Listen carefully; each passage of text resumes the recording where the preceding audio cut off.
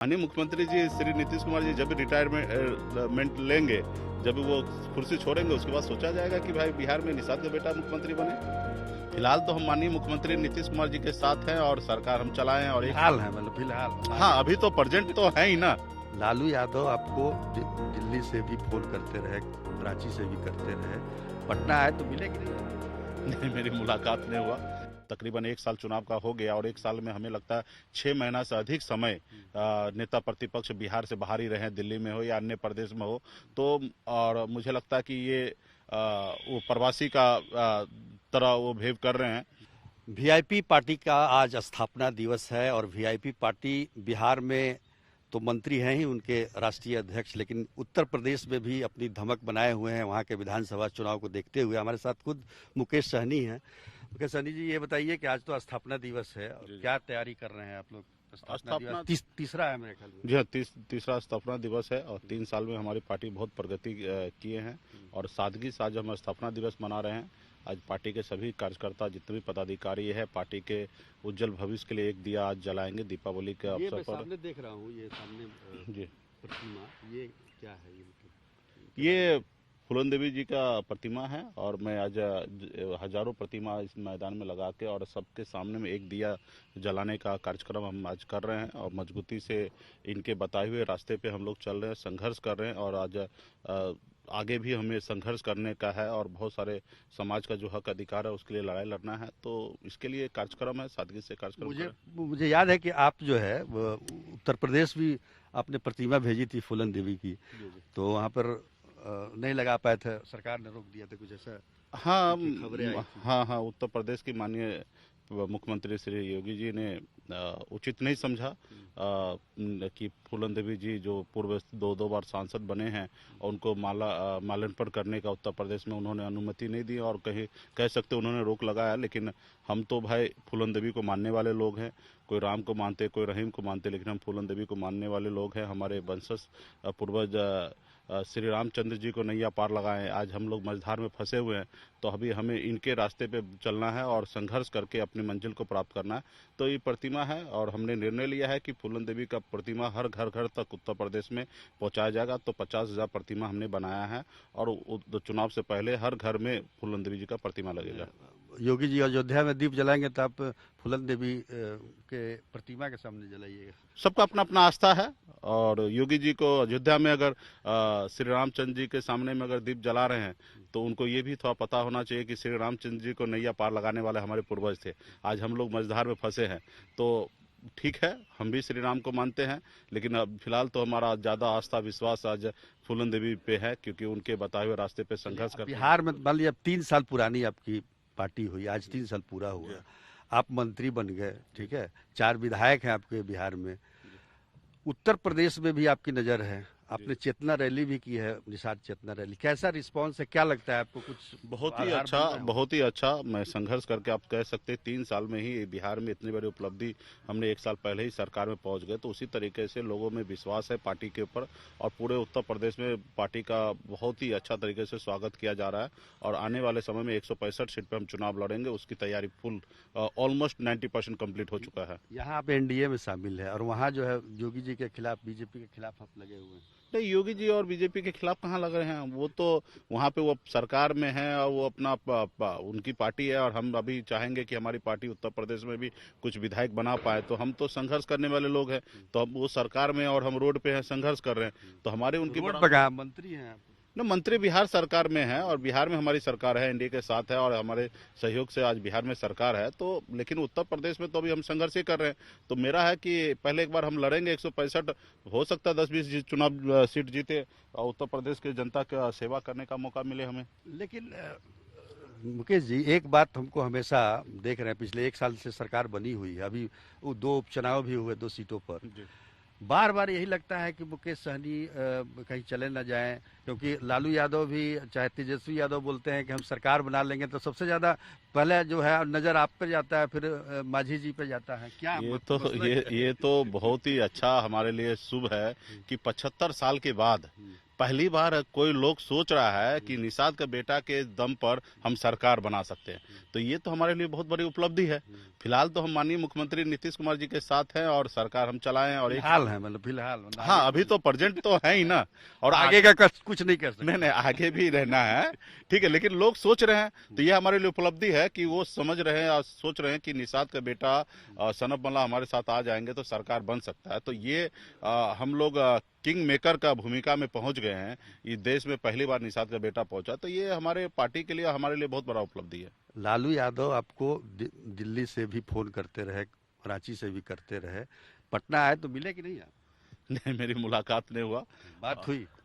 बातचीत तो अपना अपने जगह पे है, बातचीत तो आप आए तो आपसे भी बात होगा, जिनका फोन आएगा तो सबसे फोन पे उठाएंगे। बिहार के 12 करोड़ जनता है, बिहार का हर एक नागरिक के लिए हमारा उपचुनाव के रिजल्ट से पहले फोन आया था। बिहार के 12 करोड़ जनता नागरिक के लिए, हर किसी के लिए मेरा हृदय में जगह है। कभी भी कोई फोन करे, 12 बजे रात को भी करे, सबसे हम अच्छे से बात करेंगे। वो तो उसमें जनता और राजनेता दोनों, अभी प्रतिपक्ष विपक्ष। बिहार के 12 करोड़ में माननीय श्री लालू प्रसाद यादव जी भी आते हैं, तेजस्वी जी आते हैं, हमारे मुख्यमंत्री नीतीश कुमार जी भी आते हैं, सब आते हैं। और कोई कभी भी हाल चाल लेने के लिए या आशीर्वाद देने के लिए अगर कोई फोन करे तो मैं तो हृदय से स्वागत करूंगा। बताइए क्या बोले कि नहीं नहीं, अभी तो फिलहाल यही है। आप देखें कि कितने मजबूती से हमने एनडीए में चुनाव लड़ा, दोनों सीट जीता है।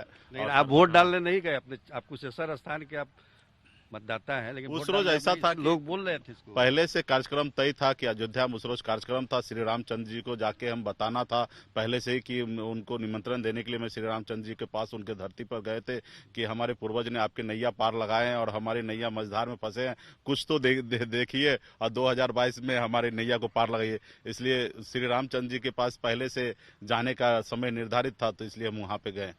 अच्छा ये बताइए, ये जो 2 सीट जो चुनाव हुआ है वो कितना इम्पोर्टेंट था?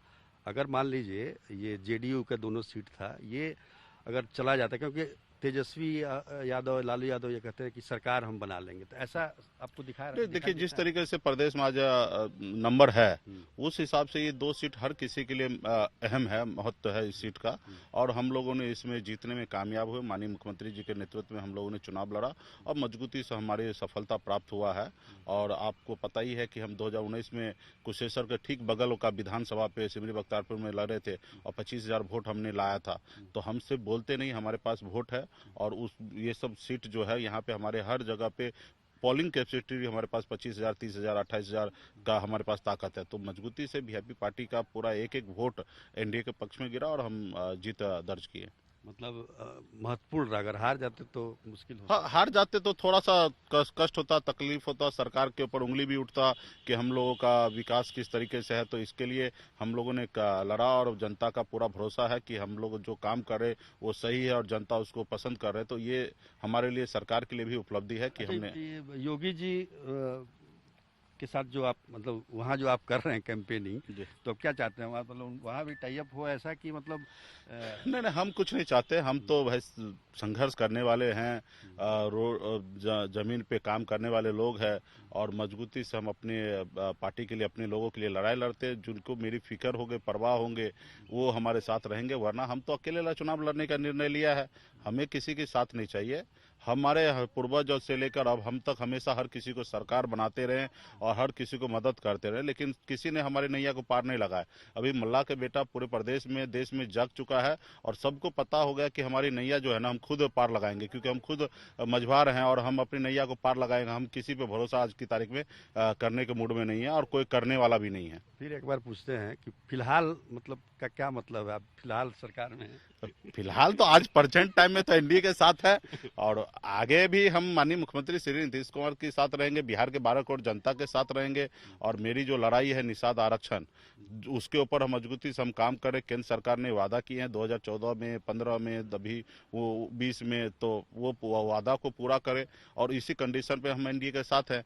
तो ये सारी चीजें अगर नहीं होगा तो फिर भविष्य में सोचा जाएगा कुछ और। एक चीज बताइए, ये लालू जी, तेजस्वी जी, राबड़ी जी सब अचानक दिल्ली चले गए रिजल्ट के बाद, तो लोग तरह तरह की बात कर रहे हैं, आपको क्या लगता है? मतलब देखिए, कोई मजबूरी से प्रवासी मजदूर बनते हैं। जैसे मैं भी बचपन में 18 साल की उम्र में और बहुत लंबा समय मैं मुंबई में बिताया और वहाँ पे घर परिवार को छोड़कर मैं वहाँ पे अपने रोजी रोटी के लिए और अपने भविष्य को उज्जवल के लिए मैं वहाँ पे काम करता था, रहता था। लेकिन आज दुर्भाग्य है कि हमारे बिहार के नेता प्रतिपक्ष हो या इतने बड़े पार्टी है, वो लोग आज बिहार में नहीं समय बिताते हैं, बिहार के जनता के साथ नहीं रहते हैं। उनके समय आज दीपावली का समय है, सबके साथ खुशियाँ मनाना चाहिए। लेकिन अब आप हमेशा देखते आएंगे कि चुनाव के बाद तकरीबन 1 साल चुनाव का हो गया और 1 साल में हमें लगता है 6 महीना से अधिक समय नेता प्रतिपक्ष बिहार से बाहर ही रहे, दिल्ली में हो या अन्य प्रदेश में हो। तो और मुझे लगता है कि ये वो प्रवासी का तरह वो बिहेव कर रहे हैं और उनको बिहार में रहना चाहिए। आपने कहा कि हम मुंबई गए तो वहाँ जाकर जो भी आपने नाम कमाया या पैसा कमाया, राजनीति में आने का कब आपके ख्याल आया? राजनीति में मैं मतलब ऐसे कोई प्लान करके नहीं आया था। समाज के आंदोलन के लिए मैं बिहार में आया था और आंदोलन करते करते मैं राजनीति सामाजिक काम करते करते 2018 में पार्टी मैंने बनाया। हमें पता चल गया कि किसी ने राजनीति 14 से ही आप सक्रिय हैं? हाँ, 14 से ही मैं बिहार में कह सकते हैं कि सक्रिय हैं। लेकिन 18 में हमने एहसास हो गया कि किसी राजनेता के पीछे घूमने से काम नहीं होगा और ताकत पावर अपने हाथ में लेना पड़ेगा। आपकी विचारधारा है और आपके पास ताकत आएगा तो ही वो विचारधारा जमीन पर उतार पाएंगे। तो वही हमने 2018 में पार्टी बनाया और मजबूती से आज प्रदेश में क्या लगता है एक मान लो निषाद को लेके ही आप राजनीति कर सकते हैं, आप सरकार बना सकते हैं या नहीं, देखिए आज देश में आज देखिएगा तो कोई एक व्यक्ति कोई इतना पावरफुल नहीं है कि देश में सरकार बना सकता है, चाहे राज्य हो या केंद्र हो, और सबके अपने अपने वोट बैंक है। तो मेरी जो लड़ाई है कि निषाद को आरक्षण को लेके हमारी आंदोलन चला और इसमें मैक्सिमम निषाद समाज के लोग जुटे हुए हैं और बिहार के 12 करोड़ जनता के पास आस्था विश्वास है। आज मेरे पास जो विभाग है तो कोई निषाद के लिए थोड़ी मैं काम कर रहा हूँ, इसमें तो हर जाति धर्म के लोगों के लिए काम कर रहे। तो उसी तरीके से हमारे पास जैसे जैसे समय आएगा, ताकत आएगा, जैसे जैसे मैं लोगों के लिए अच्छा करूंगा, अदर समाज के लोग जुड़ते रहेंगे। लेकिन फिलहाल तो आज पार्टी का रीढ़ का हड्डी कह सकते हैं कि निषाद समाज है, जो हमेशा पूरा आस्था विश्वास जता के पार्टी के ऊपर विश्वास जताएं और पार्टी को आगे बढ़ा रहे हैं। देखिए राजनीति में तो हर आदमी महत्वाकांक्षी होती है, आप चाहे किसी भी क्षेत्र में, हम लोग भी चाहते हैं आगे बढ़ना। अभी मंत्री आप बन गए तो आगे क्या सोचते हैं मुख्यमंत्री के तौर पर? क्यों नहीं भाई, ये सब भी तो लोगों के ही पास आते हैं और मुझे कौन सा क्या चीज में हमें कमी नजर आ रहा है और मैं संघर्ष करके मैं इस मुकाम पे आया। तो कुछ लोगों को आप देखिएगा, जो लोग मुख्यमंत्री का सपना देख रहे हैं वो तो उनको विरासत में मिला है और मैंने ये अपनी दुनिया खुद बनाया है, इस मुकाम तक आया है। मैं भी नहीं चाहूंगा, मैं भी चाहूंगा कि निषाद का बेटा बिहार का मुख्यमंत्री बने। तो इसके लिए हमें भी लड़ाई लड़ना है और फिर जो समय होगा वो देखा जाएगा। कोई समय सीमा मतलब समय सीमा क्या है? समय सीमा जितना जल्दी हो जाए उतना अच्छा है। उसमें कोई कहने हैं, माननीय मुख्यमंत्री जी श्री नीतीश कुमार जी जब भी रिटायरमेंट लेंगे, जब भी वो कुर्सी छोड़ेंगे, उसके बाद सोचा जाएगा कि भाई बिहार में निषाद का बेटा मुख्यमंत्री बने। चलिए, बहुत बहुत धन्यवाद आपका। धन्यवाद।